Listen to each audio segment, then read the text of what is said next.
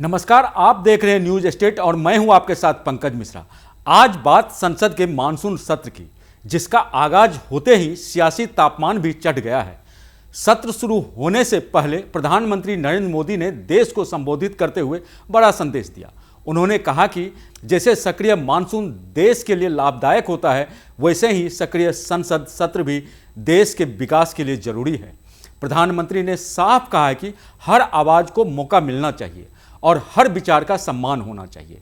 उन्होंने सांसदों से अपील की कि वे तथ्यों और तर्कों के साथ शांतिपूर्ण तरीकों से अपनी बात रखें ताकि सदन की गरिमा बनी रहे। प्रधानमंत्री ने देश की हालिया उपलब्धियों का जिक्र करते हुए कहा कि बीते एक महीने में भारत ने राष्ट्रीय और अंतर्राष्ट्रीय स्तर पर कई बड़ी उपलब्धियां हासिल की है, जिससे हर भारतीय को गर्व होना चाहिए। मानसून का भी कुछ लाभ नजर आ रहा है और मानसून सत्र भी प्रारंभ हो रहा है। मानसून हो या मानसून सत्र, अगर दोनों प्रोएक्टिव हो तो बहुत ही प्रोडक्टिव होते हैं।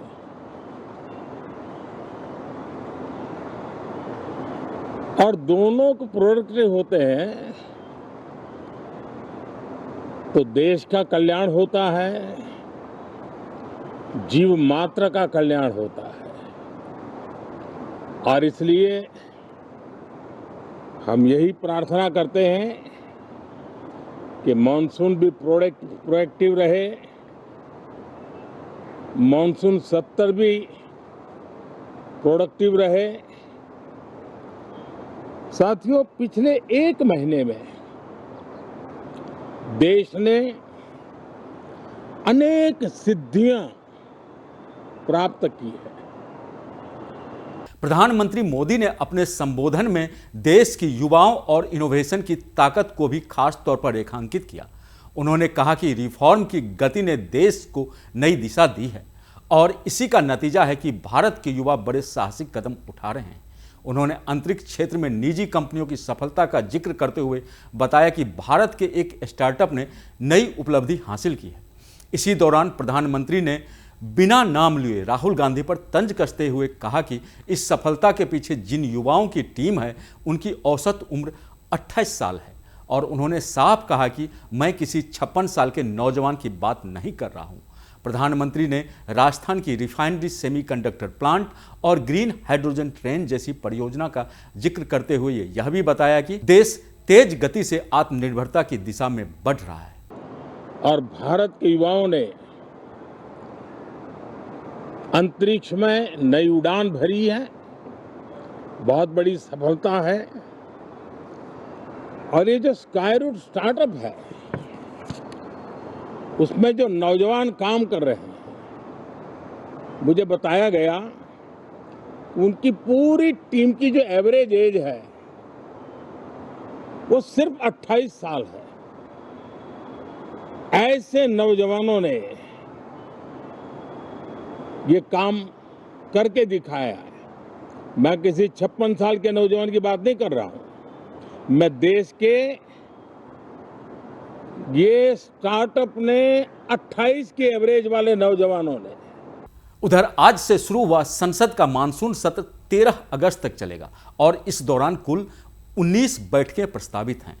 सरकार इस सत्र में 7 अहम बिल पेश करने की तैयारी में है, जिनमें इनकम टैक्स संशोधन बिल, सुप्रीम कोर्ट संशोधन बिल, जन्म और मृत्यु पंजीकरण बिल, राष्ट्रीय सम्मान संरक्षण बिल, MSME विकास संशोधन बिल, विदेशी अंशदान विनियम संशोधन बिल और विकसित भारत शिक्षा अनुष्ठान विधेयक शामिल है। हालांकि इस बार वन नेशन वन बिल और परिसीमन जैसे बड़े मुद्दों पर चर्चा की संभावना फिलहाल कम बताई जा रही है। दूसरी तरफ विपक्ष भी पूरी तैयारी में है और नीट पेपर लीक, राम मंदिर चढ़ावा विवाद, ईंधन गति, विदेश नीति जैसे मुद्दों पर सरकार को घेरने की रणनीति पहले ही बना चुका है। सत्र शुरू होने से पहले ही सियासी माहौल गर्मा गया, जब सर्वदलीय बैठक में कुछ सांसदों को लेकर विवाद हुआ और विपक्ष ने वॉकआउट कर दिया। इससे साफ संकेत मिल रहे हैं कि यह मानसून सत्र काफ़ी हंगामेदार रहने वाला है। एक तरफ सरकार अपने विधेयक को पारित कराने की कोशिश करेगी तो दूसरी तरफ विपक्ष जनहित के मुद्दों पर सरकार को घेरने में कोई कसर नहीं छोड़ेगा। ऐसे में अब नजर इस बात पर है कि क्या यह सत्र सार्थक बहस का मंच बनेगा या फिर शोर शराबे की भेंट चढ़ेगा। फिलहाल सबसे बड़ा सवाल यही है कि क्या संसद में संवाद की परंपरा मजबूत होगी या टकराव की राजनीति हावी रहेगी। प्रधानमंत्री ने साफ संकेत दे दिया कि हर विचार का सम्मान जरूरी है, लेकिन असली तस्वीर सदन के अंदर से ही सामने आएगी। इस खबर पर आपकी क्या राय है? अगर आपको हमारा यह वीडियो पसंद आए तो इसे लाइक और शेयर जरूर करें। साथ ही साथ हमारे चैनल न्यूज स्टेट को सब्सक्राइब करना ना भूलें ताकि देश दुनिया की हर अपडेट आप तक सबसे पहले पहुंचती रहे। धन्यवाद।